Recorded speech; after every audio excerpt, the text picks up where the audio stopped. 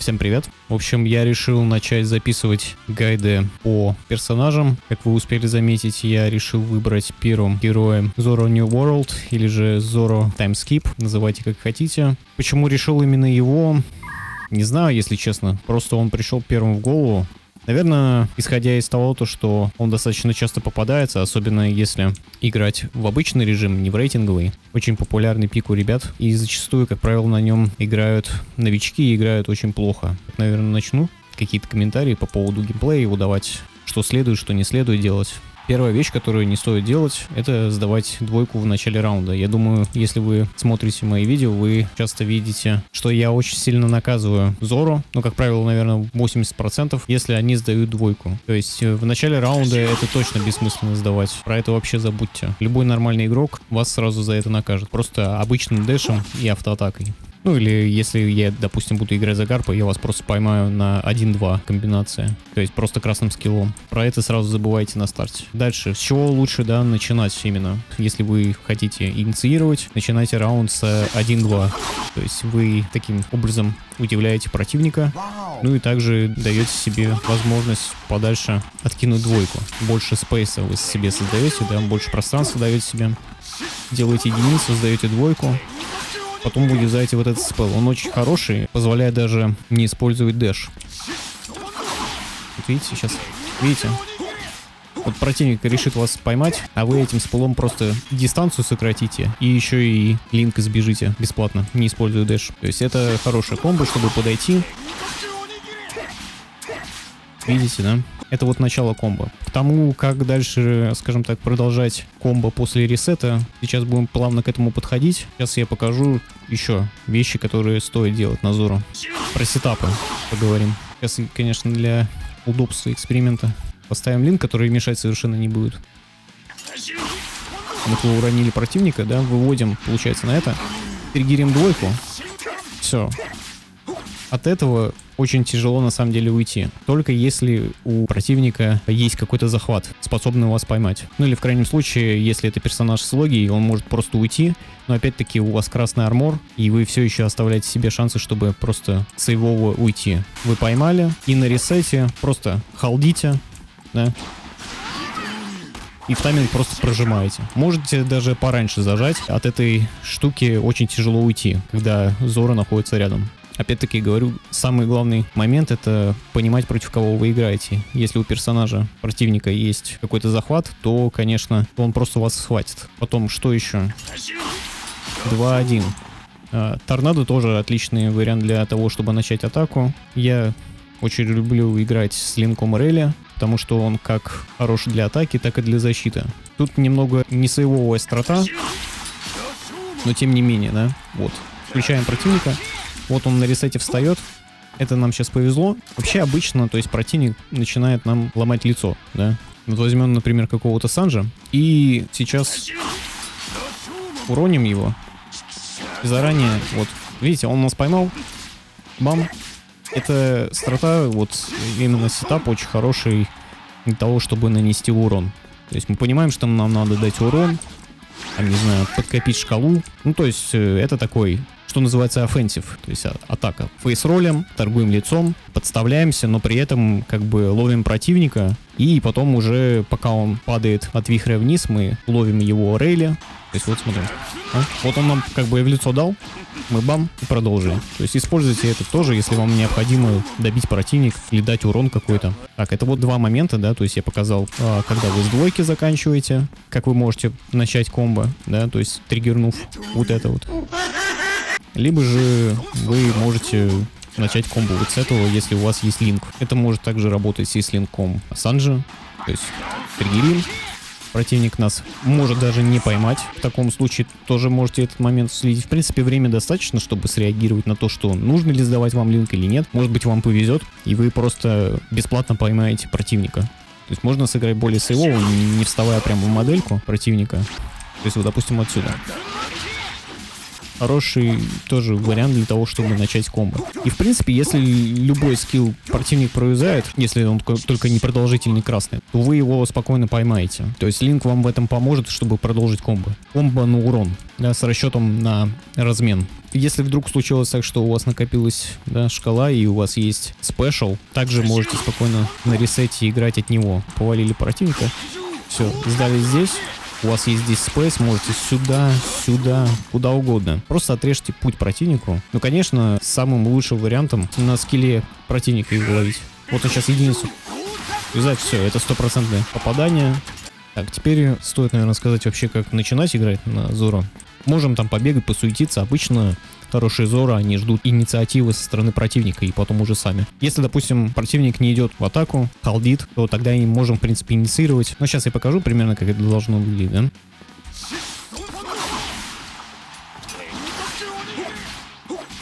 Тут даем 7 тычек. Потом юзаем двойку. Объясню, почему именно 7 тычек, ни больше, ни меньше, чтобы максимально качественно дать урон. Вот если вы нажмете сюда, вы увидите урон, который вы наносите. Соответственно, смотрите. Вот вы поймали. Делайте 7 тычек. И потом именно после 7 проюзываете двойку. Не знаю, по какой-то причине, либо это баг, либо это какая-то фича, задуманная разработчиками, но почему-то, когда ты даешь достаточно много урона, вот, например, сейчас, видите, я его пробил буквально на остатках хп. Почему-то именно двойку игра не дает триггернуть, именно когда вы крякаете противника. В таком случае игра дает возможность вам триггернуть двойку, несмотря на то, что вы не попадаете. Это очень интересный момент, причем, что первый скилл, сколько бы у противника хп не было, он все равно имеет возможность продолжиться, видите? Это какая-то, возможно, проблема игры, не знаю, может быть, действительно это так и должно работать. Are you sure about that? Хотя, по мне, так это как-то странно. В общем, теперь вы поняли, почему именно 7 ударов и потом уже двойка. Сейчас я поставлю линк рейля и покажу, как это должно быть, когда человек использует линк. Видите, как это должно выглядеть? То есть мы изближаемся, и мы еще заодно выйдем линк. Соответственно, дальше мы играем вот так. Видите? Ловим спокойно. Дальше чипшотаем. Да? Можно вот так поступить. Сразу уйти на дистанцию. Триггерим сразу. Объясню почему. Сейчас объясню почему. Так. Все, противника мы убили. Все достаточно просто. Объясню, почему именно триггерим заранее. У Зоро на 5-м выстреле делает он всего 7 выстрелов, как вы можете заметить. Но именно на 5-м он имеет возможность уйти. Видите? Соответственно, чтобы не открываться, это очень полезно знать для того, чтобы не подставиться под, допустим, какой-нибудь дальний скилл того же Энеля. Ну или если вдруг Кизару захочет, да, вам кинуть свою активку дальнюю. В общем, против дальних скиллов, чтобы иметь возможность уйти вовремя. Я не знаю, вряд ли бот захочет кинуть в меня двойку на ресете на своем. Вот, смотрите. Видите? Спокойно уходим. Буквально бесплатно подходим. И еще и урон наносим, да? Обязательно считаем урон, сдаем. Видите, он сделал. Мы вроде как бы подставлялись, но нет. Автоатаками забиваем. До 20 урона 1000 можно донести. И быстро уходим. Триггерим. Видите? Он встал. Все, он буквально мертвый. Тут очень важно постараться. Может быть, немногие знают, но когда вы крякаете противника, он достаточно серьезно отлетает от вас. Смотрите, видите? Он очень сильно улетает. Соответственно, к чему я это все говорю? Если не хотите тратить лишний дэш, то надо постараться сделать все максимально красиво и качественно. На самом деле, на Зоро сделать конкретно вот этот вот мув с тем, чтобы противник отлетел в нужную сторону, достаточно тяжело, потому что у него очень неудобные для этого скиллы. Но это все еще реально. После того, как вы это сдали, пробегитесь немножечко, да? Ну, там все, конечно, от вашего билда зависит. Дайте себе возможность, если что, похалдить. Что бы он не нажал тут единицу или двойку, как бы мы его ловим спокойно. Ждем ресета скиллов. И вот тут Рашимов, видите, он очень удачно упал. Сдаем. Все, он наш. И он мертвый. Сам вот этот вот скилл.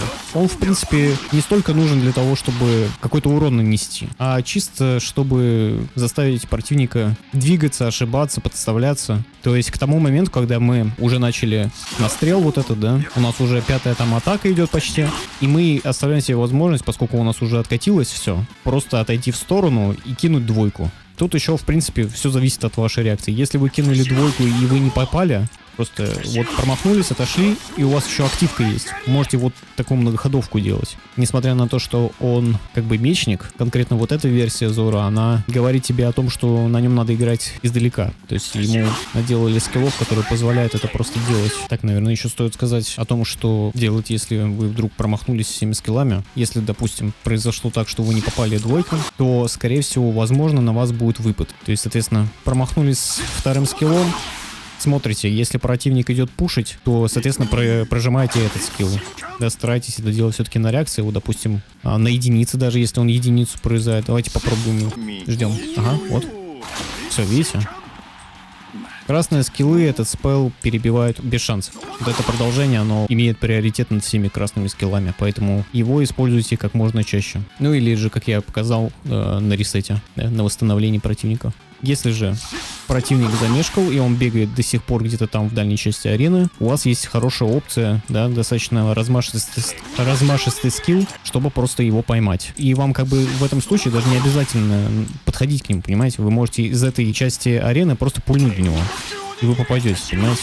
Соответственно, если вы по какой-то причине решили провязать 1-1, вы опять-таки смотрите на ситуацию, старайтесь всегда, в принципе, держать дистанцию зазору. Если у вас нету вот этих открытых скиллов, если у вас нету вот этого скилла после двойки, в клоус идти, да, то есть в ближнюю дистанцию идти смысла особо нету, если у вас нету этого скилла. Соответственно, если вы провязали единицу, то в клоус нету особого смысла идти, если у вас нету вихря, да, этого скилла. Соответственно, играйте по ситуации. То есть вот вы провязали, и опять-таки, да, ситуация ровно то же самое, что и со вторым скиллом. Видите, что противник двигается в вашу сторону, просто взяли, сдали, его там засосало, вы в размен вышли, вы упали, он упал. Опять-таки, я в этом случае показал вам, что необходимо делать. У вас есть отличная опция, чтобы нанести урон, да, то есть смотрите. Вот сейчас он пойдет пушить, да. Вот он меня поймал, мы разменялись, и в какие-то скиллы даже, видите, они не сбивают меня с ног, все зависит от персонажа, против которого вы играете. В общем, я думаю, что суть вы поняли. То есть вот это очень хорошо использовать, если, да, вы ждете. Вы можете даже, видите, как бы и без урона уйти. Возможно, даже противник вас не зацепит. Это на самом деле тоже как бы не случайность, да, если вы вот так вот сыграли и не получили урона, это тоже своего рода грамотная игра. Видите? Главное знать дистанцию атак противника. Соответственно, если противник по какой-то причине замешкал и остался, у вас есть как бы вот настрел, да. Но тут уже надо быть более осторожным, потому что до 5-й атаки на этом скилле вас могут поймать спокойно. Как бы вы стоите на месте, вы не можете никуда уйти. Также стоит отметить, да, я совсем не сказал про активки. Вот эту активку, про эту активку вообще забудьте. Она очень наказуемая, в принципе, ситуативная. Ее очень хорошо использовать на ресете противника, да. То есть вот здесь. Вот видите, если будет какой-то линк и грамотный игрок, ему даже подставляться не захочется, он просто вас линком собьет и начнет свою комбо. Поэтому берем эту активку и, соответственно, играем с ней. Она выбивает логию. Ну и плюс, надо сказать, что рейнджа у нее очень хорошая. Конечно, это скилл наказуемый, надо тоже понимать, когда его использовать. Его хорошо использовать, когда вы хотите просто держать дистанцию, либо же вам надо действительно просто выбить логию, да, как в случае с Кизару. Ой, с Кизару, с Акайна.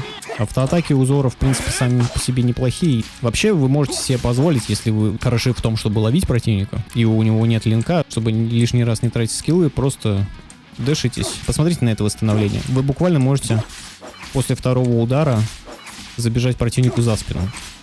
У него очень долгое восстановление на автоатаках, поэтому можно и нужно пользоваться. Ну, допустим, произошло так, что да, у вас не осталось скиллов. Просто растягивайте это максимально. У вас буквально эти 15 секунд вот и пройдут.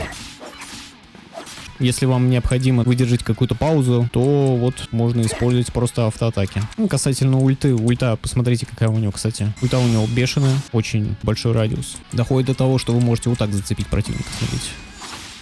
Видите? Просто имейте это в виду, такая вещь тоже полезная.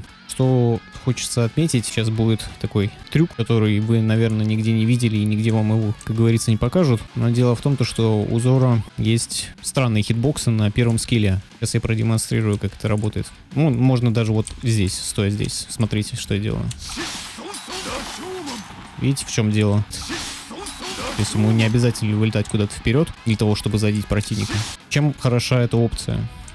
Вот, допустим, представим ситуацию, вас пушат. Да? Опа, вы сдали. И все. И пуш резко прекратился. Причем вы можете уйти и еще и двойку сдать.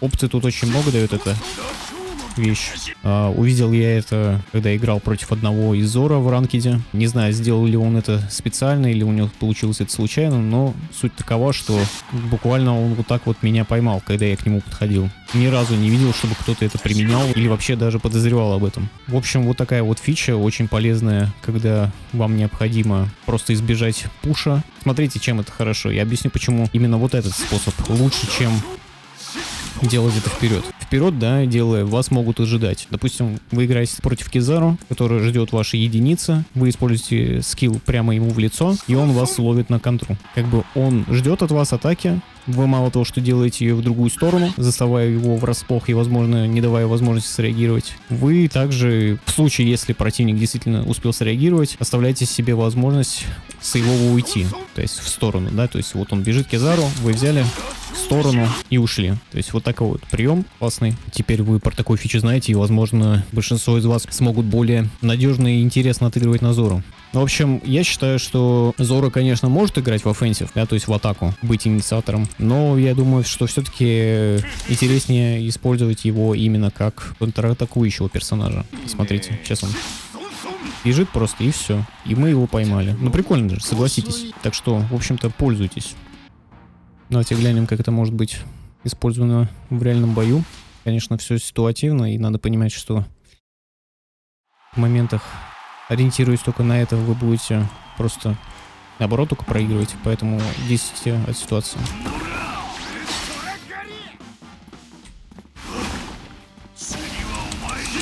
Видите, как я его достал? Далеко.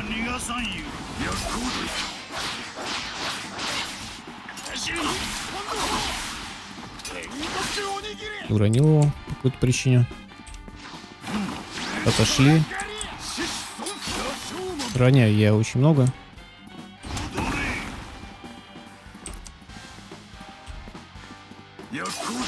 Провоцирует буквально нас противник. Просто вот играть вот так вот.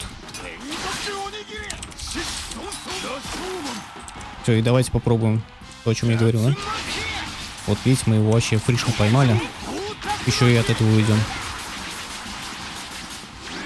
Ну и просто добиваем его.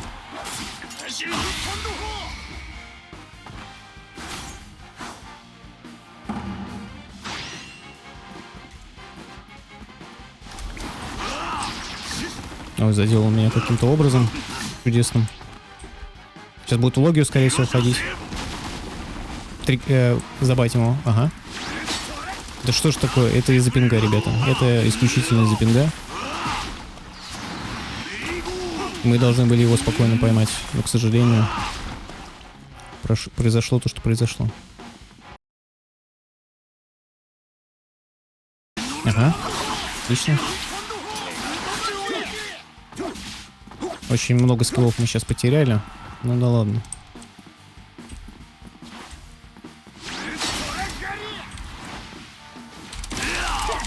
Ловим его на ошибках его.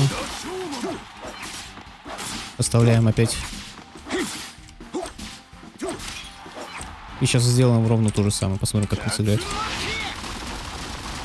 Вот логия спасла.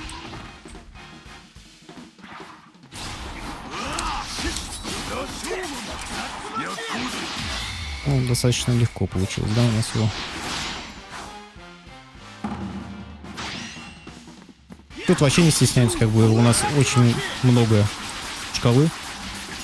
Как бы сдаем, чтобы уже откат пошел какой-то. Ой, вот это я, конечно, линк.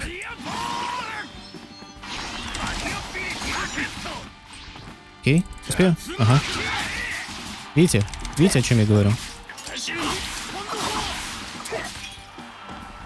Все, теперь бать ему. Он потерял буквально все. Видите, он либо уйдет, провязав огромное количество дэшей, либо же он получит в лицо. В общем, сейчас попробуем. Вот как раз у нас милишные персы. Ближнего боя, так сказать, персонажа. Посмотрим, как они будут действовать, да? Он решил никак не офенсить. Алдит пока что. А мы вот так сделаем. У нас переиграл в этом моменте. И он продолжит. Ага. Не хочет он идти в клоус. Вот мы его поймали, он забайтился на первую атаку.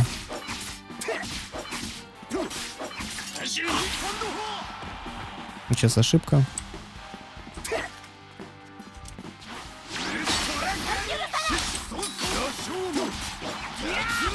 Угу, поймали. Видите, вихрь еще хорош тем, то что он дает возможность как бы уйти еще от линка спокойно. Видите, достаточно сейвовая вещь тут такая происходит. Он будет идти. А, видите, зацепил как. Очень сильно. Это очень сильно. Я говорю, вот этот прием с первым скиллом в стенку, он очень сильный. Попробуем инициировать, да? Вот мы его поймали, в принципе, неплохо. Будем ждать, играть от него. Мы его поймали. Отошли. Сейчас побольше урона нанесем.